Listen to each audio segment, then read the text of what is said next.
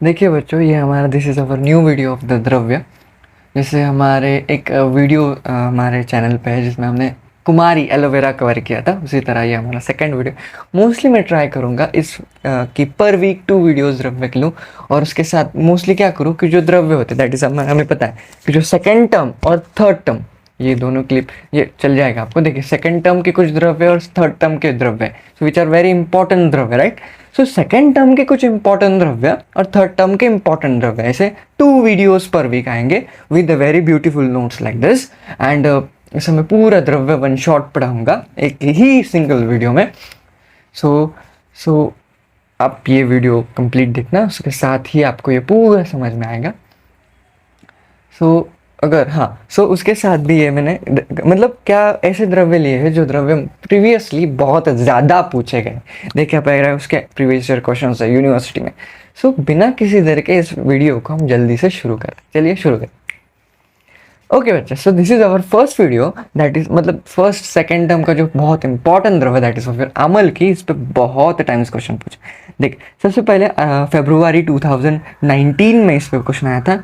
So it is very important aspect कि फरवरी 2019 में इसके क्वेश्चन आया था। देन सितंबर 2017 मोस्ट टाइम के क्वेश्चन पूछे जा चुके हैं, और all these are LAQ। Okay, all these से बहुत इंपॉर्टेंट कुछ कॉन्सेप्ट्स। सो इसको हम ईजिली हमारे वो जो 11-12 पॉइंट्स उसके साथ कवर करेंगे। बहुत ईजी एस्पेक्ट है। चल बिना किसी देर के शुरू करें। सबसे पहला that is of your Latin name, that is of your Emblica officinalis. Obviously आपको पता है कि हमारे पास ना ऐसे एक शीट है ऑफ द द्रव्य की जिसमें पूरे लैटिन नेम लिखे हुए हैं। So it sheet contains a whole Latin name of the complete द्रव्य जितने भी हमें पढ़ाई में है या फिर हमें 97। सो इसमें मैंने ट्रिक्स के सहारे, यहाँ पे ट्रिक्स भी लिख दिए, उसके सहारे उसको याद करने का प्रयत्न। फॉर एग्जाम्पल एक एग्जाम्पल लेता हूँ कि ये है। सो अब फॉर एग्जाम्पल भृंगराज है। भृंगराज का लैटिन नेम है एक्लिप्टा एल्बा। ओके, सो उसको याद कैसे किया? भृंगराज, उस याद करो, भृंगराज की ना एक एडवर्टाइजमेंट आती थी टीवी पे। उसको जो एडवर्टाइजमेंट थी ना वो विद्या बालन करती थी। सो बालन, विद्या बालन, सो बालन, सो बा कम्स फ्रॉम बाल, एक्लिप्टा एल्बा, लाइक दिस। सो इस तरह से कुछ ट्रिक्स है, और भी बहुत सारे ट्रिक्स है। और क्या बताओ आपको, अतिविषा। सो अतिविषा में A आया, H आया, एकोनिटम हेट्रोफाइल, लाइक दिस। बहुत सारे अच्छे अच्छे ट्रिक्स हैं। सो अगर आपको वीडियो चाहिए so do comment, so do let me know in the comment section में। ओके, सो चल शुरू करते हैं। सो ये हो गया। उसके बाद इसकी आती है फैमिली। सो इसकी जो फैमिली होती है इसका नाम है यूफोर्बेसिया फैमिली। ओके, यूफोर्बेसिया। अच्छा, यूफोर्बेसिया फैमिली का एक कैरेक्टरिस्टिक होता है, उसका जो पेटियोल होता है ना, पेटियोल डेट, वो बहुत लंबा होता है। वेरी इंपॉर्टेंट, इसका petiole is varied in shape. Okay, ये इसके एक बहुत इंपॉर्टेंट कैरेक्टरिस्टिक है। इसका पेटियोल लेंथ में लंबा होता है, that is a varied in length, ज़्यादा होती है पेटियोल की। ओके, एक इंपॉर्टेंट एस्पेक्ट है। और एक है कि उसका जो लीफ का पैटर्न है that is present in the alternate वे। ये भी एक बहुत इंपॉर्टेंट एस्पेक्ट है यूफोर्बिएसिया फैमिली की कैरेक्टरिस्टिक में। एक तो पेटियोल लंबा होता है, लीफ अल्टरनेटली प्लेस्ड। ठीक है, अब आते हैं गन की तरफ।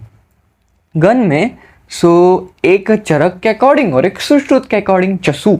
सुश्रुत के अकॉर्डिंग आता that is of your Triphaladi, and Charaka के अकॉर्डिंग उन्होंने बताया है विरेचनोपग। अब ये क्यों बताया है नोपग?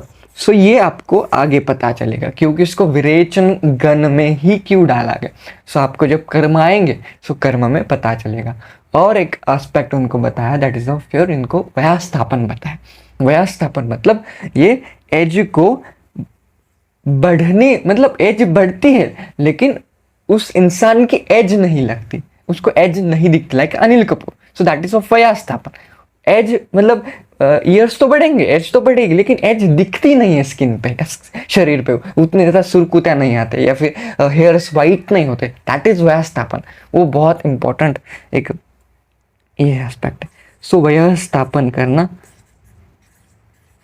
ये भी आपको मैं बताऊंगा ये ना एक बहुत इंपॉर्टेंट रेफरेंस से लिया हुआ है। स्थापन का मीनिंग क्या है, खूब सुंदर मीनिंग है, आगे आएगा आपको, क्योंकि एक षड्विरेचन चतुश्रुति अध्याय में वह स्थापन का रेफरेंस दिया गया है, मैं बताऊंगा आपको। ठीक है बच्चे, सो त्रिफलादि हो गया।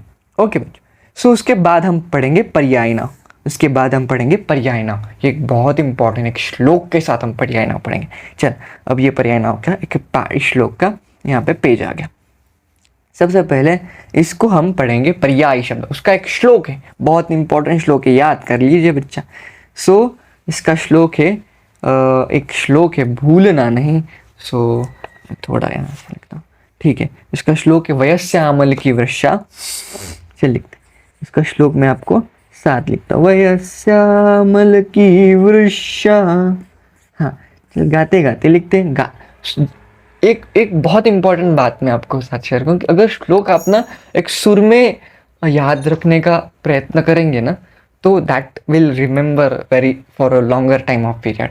यानी फर्स्ट ईयर में ज़्यादा अनुभव किया, या फिर अभी भी जो श्लोक मुझे लर्न होते हैं वो ज़्यादातर ऐसे याद रखिए कि अगर सुर में याद रखने का प्रयत्न किया, तो लाइक वयस्यामल की वृषा जाति फल रसम शिवम, ऐसे प्रत्येक का पैटर्न वेगळा होता है, लेकिन अगर किसी को याद नहीं होता, so do try this method. Okay, वयस्यामल की वृषा जाति फल रसम शिवम, आपके साथ लिख रहा हूं मैं, ठीक है, जाति फल रसम शिवम। ओके, सेकेंड लाइन में क्या आता फिर, दात्रिफलम श्रीफलम च, दात्रिफलम श्रीफलम च, दात्रिफलम श्रीफलम च, वयस्यामल की वृषा दात्रिफलम रसम शिवम श्रीफलम च तथा अमृतफलम, तथा अमृतफलम च तत्स्मृतम, तथा अमृतफलम च तत्स्मृतम। ठीक है बच्चे, ओके बच्चे, देख अब ये हमारे पर्याय शब्द है। Okay, all these are the meaningful words. देख बच्चा क्या क्या, सबसे पहले देख एक वर्ड आता है दैट इज ऑफ योर वयस्या। अगर मैं इसको हाईलाइटर थोड़ा लूँ आपको बताओ, सो दिस इज द वयस्या। देख वयस्या, वयस्या का अर्थ मैंने बताया था, सो दैट चरक का गण वयस्थापन, जैसे एज पता नहीं चलती एज बढ़ती है लेकिन that way remain, so that is वयस्थापन करता है। सो ये तो कर्म है, this is the karma that is of your वयस्थापन। सो वयस्थापन इस कर्म से वयस्या इसका मीनिंग लिया गया है, so because it belongs to the gana of वयस्थापन। ओके, ठीक है बच्चे, वयस्या आमल की वृषा, और एक वर्ड आता है वृषा, ये एक बहुत इंपॉर्टेंट है। वृषा को ना वाजीकरण जो चिकित्सा रहती है उसमें बहुत रेफरेंस लिया जाता है। So what do you mean by वृषा? वृषा मतलब शुक्रवर्धन होना, सिर्फ शुक्रवर्धन नहीं होना, एक बहुत इंपॉर्टेंट है कि एक तो सबसे पहले वीर्य बढ़ता है, उसके साथ उसका बल भी बढ़ता है, उसको वृष कहते हैं। वेरी इंपॉर्टेंट कि मोस्टली लोग कहते हैं कि शुक्रवर्धन होना, but that means what is the mean of शुक्रवर्धन? शुक्र का वर्धन होता है, इसका अर्थ वीर्य एक बढ़ता है और उसका बल बढ़ता है। ये एक बहुत इंपॉर्टेंट है, and that comes in the category of वृषा कि एक तो आपका शुक्र का बल बढ़ेगा और एक तो वीर्य बढ़ेगा। So that comes under the category of वृषा। ओके, फिर जाति फलम रसम शिवम। अब मैं इसको दूसरे पेन से बताऊं तो देख, जाति फल रसम, वेरी इंपॉर्टेंट ना, एक वर्ड आया इसमें स्टार्टिंग में जाति। जाति इसका मतलब है डिफरेंट। ओके, जाति मीन्स डिफरेंट, जाति फल रसम, what do you mean by? अब देख कैसा रेफरेंस यह है ना कि इसका जो वापर है वो डिफरेंट डिफरेंट औषधि प्रिपेयर करने के लिए होता है। सो दैट इसलिए उसको डिफरेंट औषधि के लिए जाति ऐसा लिखा है, जाति रसम, दैट इज जाति फल रसम, डिफरेंट डिफरेंट औषधि प्रिपेयर करने के लिए इसका, इसलिए जाति फल मतलब विविध वैरायटी ऑफ मेडिसिन्स प्रिपेयर करने के लिए। ठीक है, वैरायटी ऑफ मेडिसिन्स। ठीक है बच्चों, और शिवम, शिवम ये वर्ड क्यों हम बोलते हैं, that is the lord, comes from the lord Shiva. Okay, so ऐसा है कि वो जो किसी भी व्याधि को नष्ट करे या फिर किसी भी व्याधि पे इसका उपयुक्त हो, इसलिए इसको शिवम कहते हैं या शिवा कहते हैं। ये एक बहुत इंपॉर्टेंट इसी से है कि वैरायटी ऑफ औषध पे इसका रेफरेंस लिया जाता है। ठीक है बच्चा, धात्री फलम एक बहुत इंपॉर्टेंट एस्पेक्ट। ओके, धात्री फल, what do you mean bye धात्री फल? देख, धात्री मीन्स द धातु। ओके, धातु का पोषण करता है, इसलिए इसको धात्री फल कहते हैं, धातुन से पोषण। ओके बच्चा, इसलिए ना मैं आपको आगे आएगा कि इसको ना ये कहते हैं, रसायन कहते हैं। और अगर आपको बताए कि अम्ल की एक रसायन है, हाँ, तो रसायन क्यों है? क्योंकि रस आयन, इस वर्ड में रस और अयन आता है। सो रसायन मतलब रस मीन्स रसादी धातु, अयन मीन्स पोषण। रसादी धातुन का जो पोषण करता है वो अम्ल की रहती है, इसीलिए उसको धात्री फल भी कहते हैं। वेरी इंपॉर्टेंट बच्चा। ठीक है बच्चों, श्रीफलम, ऑब्वियसली श्रीफल, फिर भी उनको वही अमृत फल, अमृत के समान रहता है, इसलिए अमृत फल, इसलिए इसका ऐसा इसको मीनिंग है। सो धात्री फल अमृत फलम चतत स्मृतम, समझा? ठीक है बच्चों, अब ये देख, ये जैसे पहले पर्यायी शब्द लिखने जो संस्कृत के अकॉर्डिंग रहते, फिर उसके बाद भाषिक नाम लिखने। भाषिक नाम में सबसे पहले तो मराठी लिख सकते हैं या हिंदी, जो भी तेरी लैंग्वेज हो, 3-4 लैंग्वेज लिख सकते हैं। मैंने यहाँ पे 3 मेंशन किया, अब ज़्यादा लिख सकते। मराठी में आवळा बोलते हम, आवळा म्हणतो आम्ही, ओके, एंड हिंदी में आंवला, ओके, बंगाली में भी आंवला बोलते हैं, वो भी आप लिख सकते हैं। अंग्रेजी में इसको that is Indian, that is emblic myrobalan, ऐसा इसको कहा जाता है। देखिए यहाँ पे लिखा है emblic myrobalan. Okay, so that is called emblic myrobalan. Okay बच्चों, अच्छा है नाम। ठीक है, उसके बाद ओके, देख ये सारे हो गए पर्याय शब्द।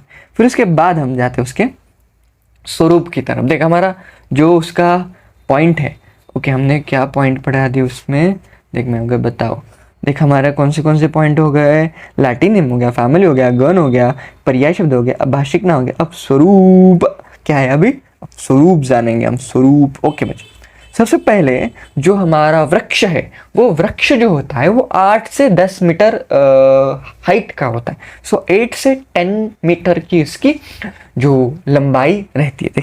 देख सकते हैं कैसी वृक्ष इसका रहता है।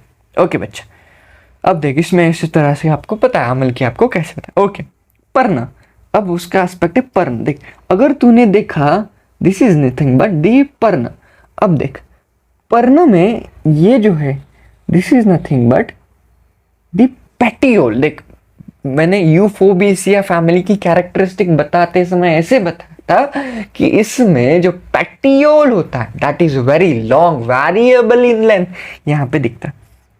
ओके, पेटियोल डेट मोटा है, ठीक है बच्चों। ओके, पेटियोल जैसे स्टाक वो बहुत लंबा है। सो इस तरह से, और इसके जो लीफ रहते हैं ना दैट लुक्स लाइक चिंचे सारखे दिख रहे। चिंच का वृक्ष कभी देखा है? चिंच का, उसके लीफ भी उसके समान ही रहते, छोटे रहते हैं लेकिन इसके समान ही रहते हैं। सो इसलिए इसको देख चिंचेच्या पर्णाप्रमाणे like leaves of the tamarind. Okay बच्चों, और ये आयताकृति कुछ एस्पेक्ट में रहते हैं, बारीक रहते, पातळ रहते। ओके, पुष्प देख, अब इसका पुष्प रहता है ना, दैट पुष्प comes in fluorescence. Okay, very important है कि जो फ्लोरोसेंस में ऐसे फ्लावर आते हैं, सो इसलिए गुच्छत उगवणारे पुष्प ऐसे कहते हैं। The flowers comes in fluorescence, इसलिए हमको पुष्प दिख। सो पुष्पदंड मोटा रहता है, मीन्स पुष्पदंड में जो फ्लावर जिसको अटैच रहता है that stalk like structure. Okay, so this looks like big. और पीत वर्णाचे पुष्प that flowers are in yellowish in colour. Okay, फिर हम जाएंगे फल की तरफ। देख फल दिख रहा है आपको, देख कितना अच्छे अच्छे फल है इसमें। लेकिन फल ना 2 प्रकार के तूने देखे होंगे, एक ग्रीन वाले जो मोस्टली तू खाता होगा, तुझे खट्टा खट्टा लगता होगा, वो एक वाले, और एक पीले वाले जिसके जो ऐसे मोस्टली सेकने पर पीले हो जाते हैं, जिसके फिर हमारे घर में आई उसका फिर अचार वगैरह बनाती। ओके, सो जो 2 होते, एक कच्चे और एक पिकलेले, मतलब एक कच्चे स्वरूप और एक पक्व। कच्चे जो होते हैं ना वो मोस्टली हरे रहते हैं, और जो पक्व स्वरूप के रहते हैं दैट इज पीले। सो तांबूस टू है इसको।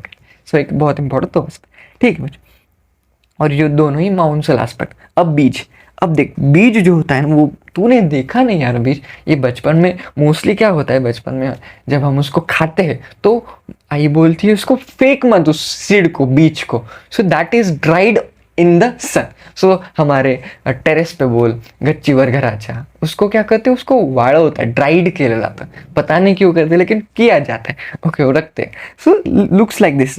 सो इसमें होता है ऐसा ना, इस जो अगर तूने सीड को देखा तो सीड पे 6 स्ट्राइप्स रहते हैं लाइक दिस। मैं आपको दिखाऊं, 1 स्ट्राइप, ये 2 स्ट्राइप्स, ये 3 स्ट्राइप्स, ये 4 स्ट्राइप और पीछे 2 स्ट्राइप्स, ऐसे 6 रेशा कड़ा रहते, कड़ाधारी, 6 कड़ाधारी रहते। सो इसलिए ये बीच बीच रहता है वो बाह्य कवच, कठिन कवच असतो उस पर, जो आउटर कवरिंग बहुत थिक रहती है उस पर, एक बहुत इंपॉर्टेंट एस्पेक्ट है। और उस पर 6 कड़ाधारी ऐसे लाइंस प्रेजेंट होती। ठीक है बच्चे, अब देख उसके भेद इंपॉर्टेंट है। अब क्या है इसके भेद? ओके, इसके भेद, चल अब इसके भेद देखते हैं हम। ओके, अब इसके भेद, हाँ क्या है भेद? ओके, 2 एस्पेक्ट के भेद है, एक तो है वन्य और एक तो है ग्राम्य। एक है वन्य, एक है ग्राम्य। ओके, अब वन्य और ग्राम्य ऐसे 2 भेद है। अब एक एस्पेक्ट है वन्य और एक एस्पेक्ट है आपका ग्राम्य। ओके, देख मोस्टली, हाँ ये ऐसे वर्ड वापरना, वन्य और ग्राम्य भेद 2 होते।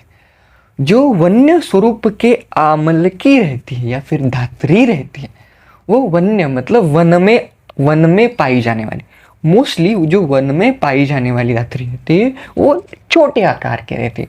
और जो ग्राम्य रहती है, जो हम खाते हैं मोस्टली, वो बहुत बड़ी किस्म की रहती है। जैसे मैंने मोस्टली आपको इस चित्र में दिखाया, तो that looks like a bigger in shape. Okay, and that वन्य में रहती वाली, सो वो जो रहती है वो काठिन्य रहती है, मतलब कठिन स्वरूप की रहती है। ओके, और जो ग्राम में रहती है वो मृदु स्वरूप की रहती है, और मांसल भाग ज्यादा ग्राम में रहता है। अगर तूने जो तू खाता है that is in the home, वो ज्यादातर उसमें ऐसा भाग रहता है जो तू खा, मतलब उसमें ऐसे गूदा बोलते हैं ना, that like muscle part, so that remains in that see, वो जो आपका जो फ्रूट है दैट इज आमल की, उसमें ज़्यादा। सो ये बहुत इंपॉर्टेंट डिफरेंस है वन्य और ग्राम्य में। वन्य में जो छोटे आकार के रहते हैं, ग्राम्य में बड़े आकार के आमल की रहते हैं। और वन्य में ज्यादातर मांसल भाग कम रहता है, अष्टील, देख यहाँ पे लिखा अष्टील स्वरूप के, और ग्राम्य में वो दैट इज मांसल ज्यादा रहते हैं। ओके बच्चे, सो हाँ अब देख, फिर इसके बाद इसका रसपंचक पढ़ेंगे। ओके, कि है आपका पास यहाँ पे एक सेगमेंट है। ओके, यहाँ पे मैंने एक सेगमेंट लिखा है कि आमल की आमला स कषाया मधुरा च तस्या विपाको मधुरः वीर्यम शीतम च। अब देख इधर एक बहुत इंपॉर्टेंट है कि यहाँ पे रसपंचक बहुत अच्छे से रेफरेंस, ये जो सेंटेंस है या फिर ये जो सेगमेंट है वो मैंने लिया गया है दैट इज ऑफ योर फड़के से। सो दैट इज वेरी अच्छा है, वहाँ पे संस्कृत में बहुत अच्छे से रेफरेंस दिया गया। सो दिस इज आमल की आमला। देखिए यहाँ पे एक वर्ड आमल की आमला। अम्ला क्यों बोला यहाँ पे? बिकॉज यहाँ पे अम्ला इसीलिए बोला गया बिकॉज यहाँ पे अम्ल रस रहता है। इसमें कौन सा रस रहता है? अम्ल रस रहता है। ठीक है, ऑब्वियसली आमलकी में अम्ल रस तो होगा, उसके साथ उसमें सकषाया भी है, उसके साथ उसमें कषाय रस भी है। ओके मास्टर, तू मनशील तसा, इसमें कषाय रस भी है। मधुराच, उसमें मधुर रस भी है।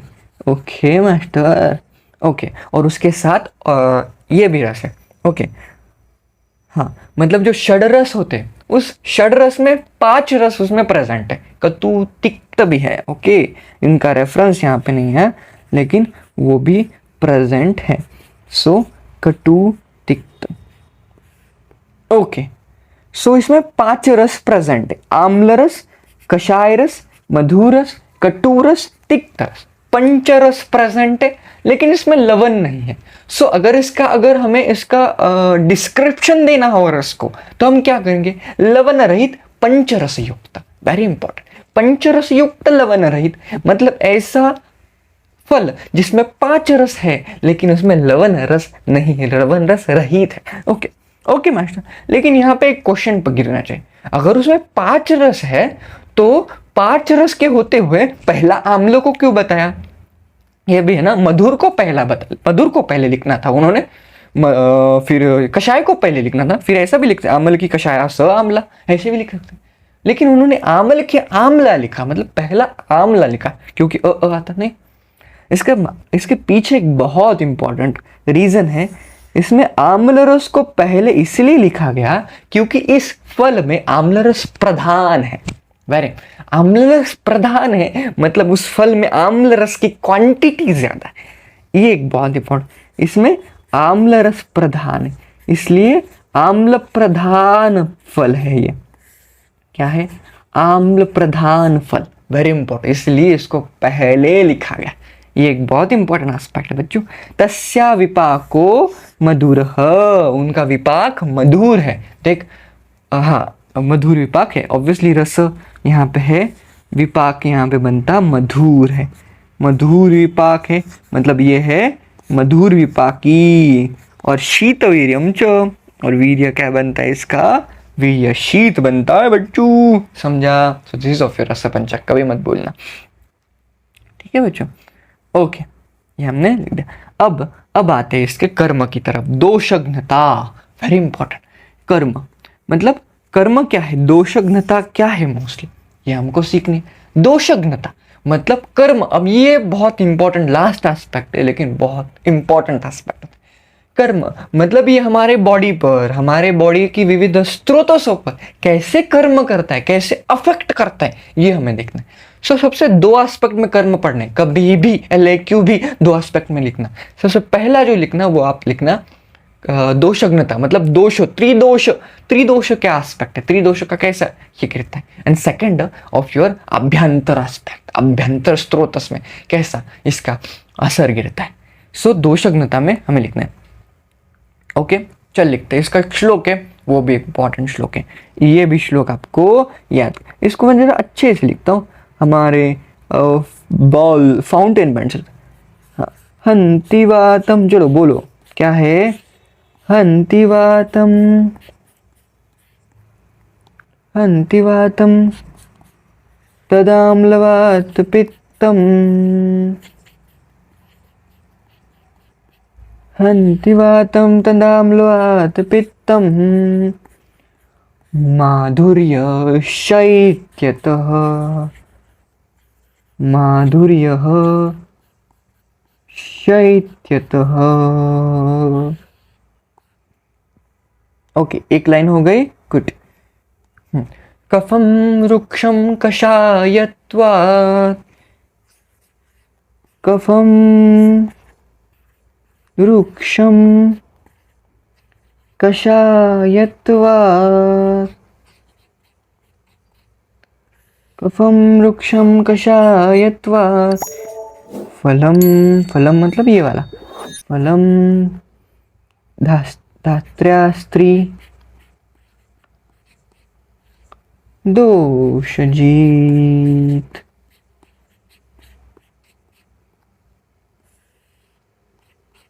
ओके बच्चों, ये एक श्लोक है, बहुत इंपॉर्टेंट श्लोक है, दो शब्द का। देख अभी श्लोक क्या क्या कहते हैं। सबसे पहला एक वर्ड यहाँ पे आया है, दैट इज ऑफ योर हंती। हंती मीन्स डिक्रीज करना या फिर घटाना। ओके, हंती, ओके यहाँ पे घटाना। सो वातम, हंती वातम मतलब वात का शमन करता है, सबसे पहला वात का शमन। ओके, अब ये बताया उन्होंने कि वात का शमन होता है, लेकिन क्यों होता है वो आगे बताए। वात को वातघ्नता, क्यों? वात का क्षमन करना, वात कम करना, ये कहता है, लेकिन क्यों? ओके, हंति वातम तद आम्लवात पित्तम। ओके, तद आम्लवात, देख अभी। ओके, ये रीजन है वातम का। अब देख, आम्ल रस, आम्ल रस, आम्ल रस के, देख यहां पे मैंने बताया था कि जो अब हमने अभी बताया, आम्ल की आम्ला स कषाय मधुराच, उसमें कषाय आम्ल रस जो है वो प्रधान है। सो आम्ल रस की वजह से यहाँ पे वात का क्षमन हो गया, ठीक है। पित्तम माधुर्य शैत्यता, अब पित्त का भी शमन है, क्योंकि हंति पित्त को भी लगता है, ठीक है, पित्त का भी शमन है। ओके मास्टर, तू जो समझ, यस बच्चा, लेकिन पित्त का क्षमन के कारण में गए। देख, पित्त अगोदर ही उष्ण रहता है, अब उष्ण को अगर कम करना है तो शीत चाहिए, लेकिन इसका वीर्य ही शीत है। तो हाँ, एक एस्पेक्ट है, वीर्य शीत है, वो शीत वीर्य पित्त का शमन करता है, लेकिन पित्त बढ़ता किसकी वजह से? आम्ल रस की वजह से। ठीक है, अब पित्त बढ़ेगा आम्ल रस की वजह से, उस अम्ल को कम करेगा मधुर रस। समझा? आम्ल रस के विरुद्ध जो रस रहता, दैट इज ऑफ योर मधुर रस, मधुर गोड़। सो मधुर रस मतलब यहां पे विपाक मधुर है ना, हाँ, मधुर विपाकी और वीर्य शीता, वीर्य शीत, इनकी वजह से पित्त का शमन हो गया। अब तू बोलेगा मास्टर आम्ल की आम्ला स कषाया मधुराच्या, तू म्हटला की आम्ल की हे आम्ल प्रधान आणि या ठिकाणी पित्ताचं क्षमन करते, आम्लरस तो पित्ताला वाढवते ना। या ठिकाणी ये बहुत इंपॉर्टेंट अपवाद है। पित्त अगर आम्ल रस की वजह से बढ़ता है, लेकिन धात्री इसके लिए अपवाद है। ये बहुत इंपॉर्टेंट, अगर आप स्टार मार्क कर लीजिए तो एक स्टार मार्क वहां पे एक मेंशन जरूर करना है। ठीक है, कफम वृक्ष कषायत्वात्। अब कफ का भी शमन होता है, लेकिन किन कारणों की वजह से? कफ का शमन होता है वृक्ष गुण की वजह से। इसका जो गुण रहता है वो वृक्ष स्वरूप का रहता है। ओके, वृक्ष कषायत्वात्, ऑब्वियसली कषायत्वात्, कषाय स्वरूप, कषाय गुण, कषाय रस है ना यहाँ पे, स कषाया। कषाय रस क्या करता है? स्तंभन करता है, स्तंभन करता है, मल का स्तंभन, रक्त का स्तंभन। सो इसलिए कफ का भी शमन करेगा। फलम धात्र्या स्त्री दोषजित, ये वर्ड जो है ना, इसकी संधि करो, क्या होगा? धात्र्या त्रिदोषजित। धात्री बोला है, फलम धात्री, धात्री मतलब आमल की, ऐसी आमल की जो तीन ही दोषों पर जीतती है, तीन ही दोषों पर विजय मिल होती है। दैट इज ऑफ त्रिदोष जीत, क्योंकि इसकी संधि अगर करी जाए तो यहाँ पे त्रिदोष जीत पाया जाएगा। सो त्रिदोष, तीन ही दोषावर विजय, सो तीन ही दोषों पर त्रिदोष जीत। समझा? So this is of your very important दोष था। यहाँ पे मैंने पूरा आपको रेफरेंस से समझा दिया। सो नोट्स पे आपको मिल जाएगा।